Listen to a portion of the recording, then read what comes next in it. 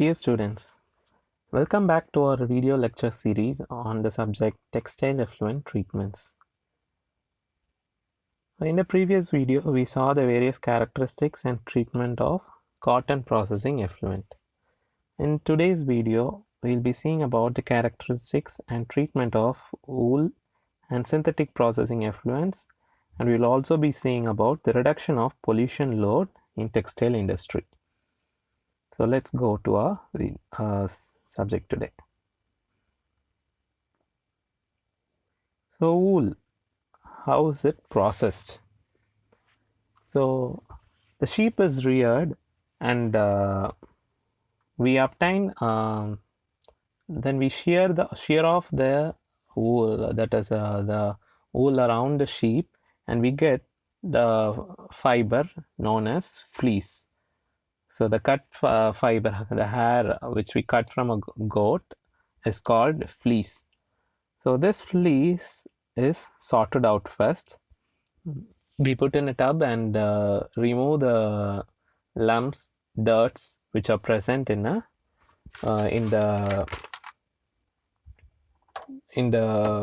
fleece. We will be removing it, and this process is known as skirting. So skirting is the process where we remove the plant materials, chaffs and dirts manually which are present in the fleece. So next what we do is that we scour the obtained fleece. The skirted fleece is then scoured. We wash it in about 160 degrees Celsius in a mixture of hot water and soap. So this removes lanolin or grease or oil. So lanolin is a natural wax in the wool. It has a property of waterproofing, which protects the sheep from wetting. So then after scouring, the fleece is extracted, or it is centrifuged to remove the water, and then it is picked in a picker where it is carded. So carding tool consists of needles, and it is rubbed around the needle so that it could made soft, and then it is combed, and then the product, the fiber which obtained is then spinned in a spinning wheel, or it is weaved to get or it is roved, and it is spinned to get a yarn. This yarn is then dyed, warped, and then it goes to weaving or knitting. So this is the process involved in wool processing.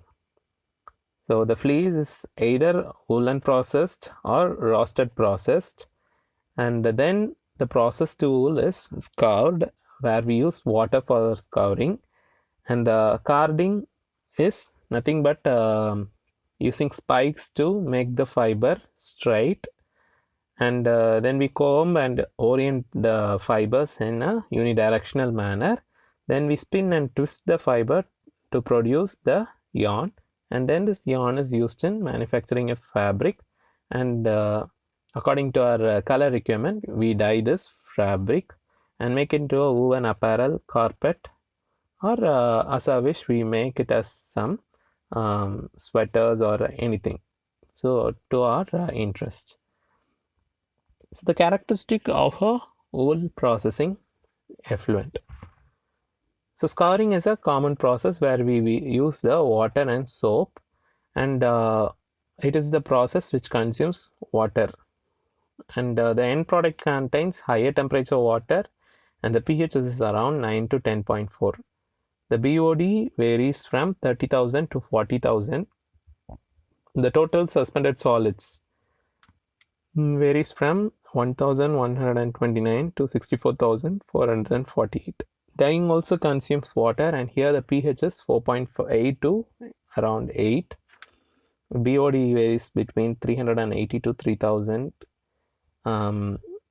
liter per kilogram, 1000 kg, the same. And here the suspended solids is 2000 to 10,000. Then it is washed. So after dyeing, we do washing, and washing consumes water, and it has a pH around 7.3 to 10.3, and BOD varies from 4,000 to 11,400 around. And solids which we remove is about 4,830 to 19,267. Neutralizing, here the pH is neutralized, so the pH is less, 1.9 to 9. And in bleaching, we use bleaching agents to remove the natural color, and the pH is 6 and BOD is 390, and the solids we obtain is 908. This is the water which we obtain from a wool processing effluent, and here water is mostly consumed in the following processes: scouring, dyeing, washing, neutralization, and bleaching. So the schematic representation of the treatment of woolen mill wastewater is here in this slide. We can see that scouring waste is allowed into a grit chamber or a screening chamber, where it is first screened, then it is allowed to settle in a grit chamber where grit is removed, and then a grease recovery tank is placed where we remove lanolin or oil, natural oil and grease present in the protein fiber of the wool. And this lanolin is used in making various other products. So a grease recovery tank is used, and then this water is fed into an equalizing tank, and after equalizing tank it goes to a coagulant tank, and then we use either alone coagulation alone or flocculation aided with coagulation. Then as usual, we move the water to a settling tank, and then we do trickling filtration, and the trickling filtered water is allowed to settle in a secondary settling tank, and we get the final treated water. So in this process, we reduce the pollution load which we obtained in processing a wool textile. So next we will be seeing about the synthetic textile. So unlike wool and cotton, which are natural fibers or a protein fiber which is obtained from an animal, the synthetic textiles are manufactured by human. So it is a man-made fiber. It is obtained by the chemical polymerization of the monomers. Example for synthetic fibers are nylon, polyester, acrylic, rayon, etc. So what are the steps it is made? The following are the steps. First, the monomers are mixed and it is polymerized, and that process is called polymerization. Then this polymerized mixture is spinned to produce fine threads, and these fine threads are then stretched and oriented. Then it is heat treated to get a better stabilized product, and then the heat settled fiber is then dyed, and finally we get the finished product. So water requirement in a synthetic textile industry. So in this process also we do scouring for washing of the unwanted materials. So scouring also requires water, then salt bath requires water. We use bleaching to remove unwanted to get a better product. So bleaching is done, and we do dyeing, and for finishing we wash off the material. So in all these processes water is used. And here you could see the various polymeric materials or various synthetic fibers. Rayon is there, acetate is there, nylon is there, acrylic or mod acrylic, and polyester are here. You could see the various water requirements in each of the processes in this slide. Next we will see the characteristics of the synthetic fiber processing effluent. So rayon processing effluent contains BOD 30 kilogram per 1000 kg, and COD 52, suspended solids 55, total dissolved solids 100. And the polyester contains the highest amount in all these fabrics. BOD is about 185, COD is about 320 kilogram per 1000 kilogram of a product. Suspended solids, solids we get 95, and total dissolved solids we get 150. So the potential effluent generation in wool and synthetic textile manufacturing is, so fiber preparation, yarn spinning are mostly dry processes, so there will be little or no wastewater. But here in case of wool manufacture, scouring is done, so it constitutes the water generation. And weaving and knitting also doesn't produce any water. So scouring produces water. It contains oil, grease, wax, lanolin, and disinfectants are here present.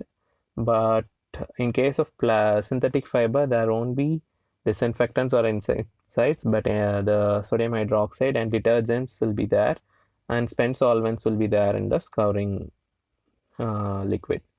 And next, bleaching is done, where hydrogen peroxide, sodium silicate is used as usual. And heat setting is a dry process, so there will be no wastewater generation. In dyeing, surely it uses aqueous solution in case of wool, so there wastewater is generated. In certain synthetic fibers, water-based effluent is used, so the water manufacture, the wastewater is obtained. And printing also produces wastewater. We get suspended solids, urea, solvents, and colored metals. And finishing, we get we wash off the fabric, so we get BOD, COD, suspended solids, and spent solvents. And post fabrication, product fabrication doesn't produce any wastewater. So reduction of pollution load. How can we reduce this pollution load in textile industry? There may be two processes can be adopted. One is process modification, and other one is substitution of product chemicals. Some chemicals can be changed in order to reduce the load in the effluent. So instead of using starch, a sizing material, using certain other agents such as carboxymethyl cellulose and polyvinyl alcohol could be adopted, so we could reduce the BOD load of the effluent. So use of mineral acid instead of acetic acid in dyeing process could also be adopted, and then non-degradable agents instead of soap are suggested. So for reducing the BOD load of the textile waste to about 50%. So adopting these methods may reduce the BOD load to about 50%. So modifying certain processes in the manufacturing process of textile mills, such as using a high-speed machinery with alternative process chemicals, may also be adopted to reduce the pollution load in textile industry. So there are some links for your reference. You could see about the various wool processing techniques in the following links. And so far we saw the characteristics and treatment of wool textile, and then we saw about the characteristics and treatment of a synthetic processing effluent, and then we saw the reducing the pollution load in textile industry. So in the next video we will be seeing about the primary treatment methods adopted in textile effluent treatment. Thank you for your patience.